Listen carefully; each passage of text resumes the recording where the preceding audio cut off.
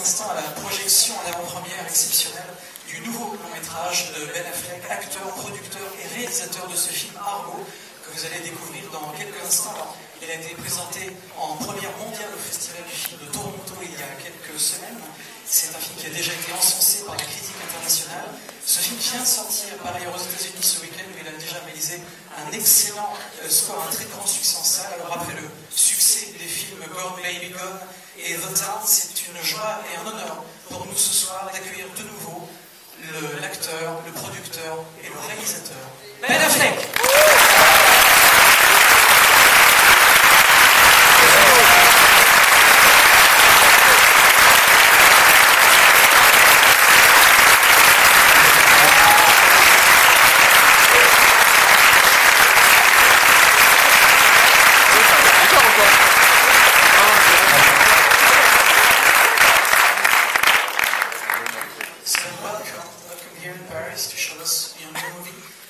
Je vais tout d'abord demander à Ben Affleck de nous parler un petit peu de la genèse de ce projet. Can you talk to us about the genesis of the project, where actually the idea came from, and can you talk to us about it? Originally, this idea came to me by way of George Clooney, who sent me the script, and it was so good that I couldn't believe George didn't want to do it himself. So I called him up and said, "Hey, you know, I'd really love to do this." I wasn't sure he would say yes, but he did, and you know, when somebody gives you a gift, you don't ask too many questions. The next thing, I was off and researching it and started production. Mais en fait, cette histoire est venue de la part de George Clooney. En fait, il m'a envoyé l'histoire. Et lorsque j'ai lu le scénario, je me suis dit, mais c'est une histoire qui est tellement extraordinaire que je me demande, à vrai dire, pourquoi George Clooney lui-même ne le réalise pas. Donc je l'ai appelé, je ne me faisais pas trop d'illusions, et enfin, bon, là, il m'a laissé faire ce film. Et puis voilà, lorsqu'on fait un cadeau comme cela, nous dit Ben, eh bien, on ne se pose pas trop de questions, on y va. Et donc après, il est parti dans les recherches pour pouvoir faire le film. Et c'est comme ça que le film a été monté sur scène. And actually, how different was this movie for you, considering it's a true story, which is a first for you? Et je demande également à Ben, de quelle manière ce film a-t-il été différent pour lui en tant que réalisateur, puisque pour la première fois, il réalise un film qui est adapté d'une histoire vraie. The true story was very difficult because you usually only have one responsibility as the director, which is to just make the best possible film, and the one that expresses its themes most elegantly to you. But in this kind of story, you also have a responsibility to adhere to the truth, because there are living people who live through this, and you have responsibility to them as well as to the whole world, which is going to see this and believe this is true, especially when it's a movie that takes place, that includes things like the situation in Iran. Oui, en fait, c'est vrai qu'il y a également, dans ce film, donc, puisque c'est adapté d'une histoire vraie, il y a cette dimension de responsabilité qui est très grande pour moi en tant que réalisateur sur ce film, parce que tout simplement, les gens qui vont voir le film, eh bien, ils vont partir du point de vue que tout ce qu'on voit dans le film est vrai. Donc il y a cette responsabilité, et puis il y a aussi le fait qu'il y a beaucoup de personnes, beaucoup de personnages de ce film donc dans la vie réelle qui sont encore en vie, qui sont encore vivants, qui vont voir le film. Et pour toutes ces raisons, c'est très important, ce sens de responsabilité, cette pression qu'il était aussi le mien en tant que réalisateur, donc de rester le plus près possible de la réalité, de la vérité. And what about the aesthetic of the movie? Because, I mean, it's very 70s, of course. And when I say it's very 70s, I mean it really reminds us of movies such as All the President's Men and, these great American joints of the 70s. Can you talk to us about the way you actually directed the movie in this sense?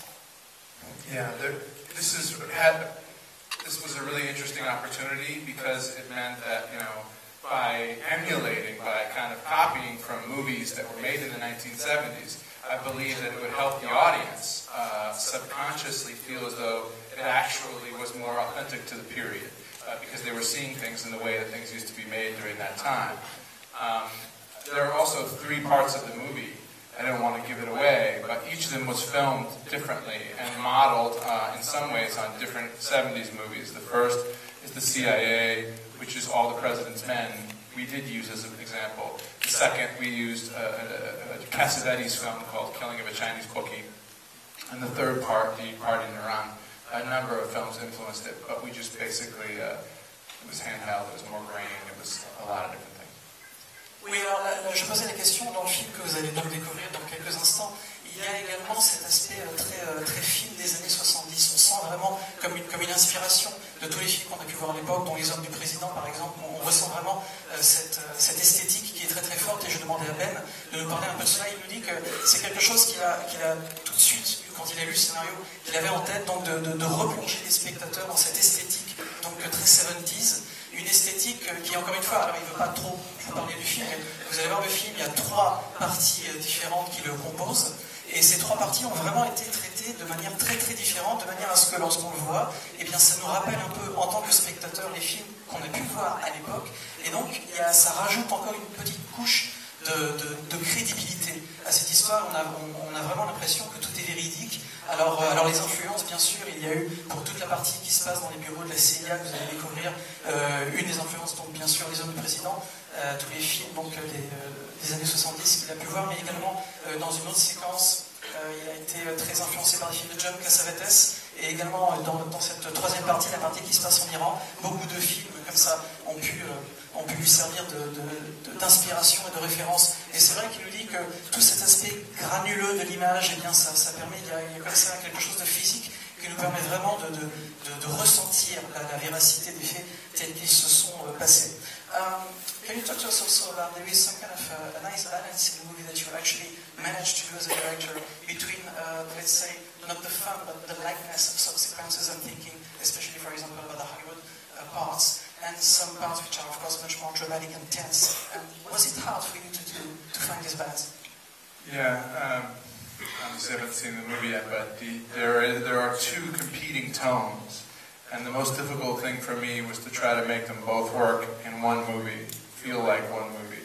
What I think is very tense, gripping, life or death situation. And then you have satire. So to try to make those 2 things feel real and feel connected was quite difficult. And you tell me if you think I succeeded. Et je demandais à Ben si c'était difficile pour lui en tant que réalisateur de trouver cet équilibre un peu compliqué entre les différentes parties que vous allez voir dans quelques instants. Donc, il nous dit effectivement qu'il y a, sans vouloir vous en dire trop, il y a 2 tons comme ça qui sont un peu en compétition dans le film. C'est un ton un peu léger, le ton de la satire, qui effectivement contraste avec l'autre ton du film qui est beaucoup plus dramatique, thriller, quoi, quelque chose avec beaucoup de suspense, avec beaucoup de tension. Et voilà, donc ça a été assez compliqué à faire, mais il espère qu'il a réussi. En tout cas, vous pourrez lui dire quand vous aurez vu le film dans quelques instants. Well, actually, let's not talk more about the movie, but maybe one last question. Your career as a director so far is just astonishing. You are really going somewhere. So my question is basically, are we going in the next few years to see more Ben Affleck director than actor? Well, I don't know. I think, I love cinema and making movies, and so hopefully you'll continue to see that. One of the things about this job is you have to get people to hire you, and I hope they continue. I also would like to say, first of all, Alexander Desplat, I would like to say that his excellent score is part of what unifies the movie, and I wanted to thank him here publicly since I'm in Paris. And the other thing is, I just want to say thank you for hosting me in this movie, and what I'm told is the best cinema in Paris. And what I am quite sure is the most discriminating and thoughtful film-going audience in the world. So thank you.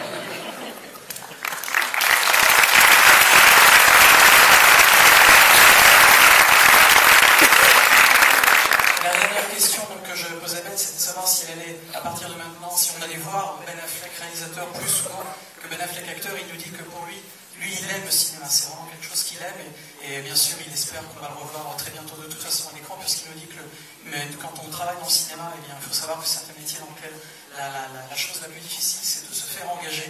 Donc voilà, il espère qu'on va l'engager de nouveau bientôt, et puis il voulait également profiter de sa présence à Paris parmi nous aujourd'hui pour remercier Alexandre Desplat qui a composé la musique du film et qui a contribué, la musique a beaucoup contribué à unifier toutes les séquences du film et à en faire un film entier. Le film que vous allez découvrir dans quelques instants. Voilà, merci beaucoup Ben Affleck.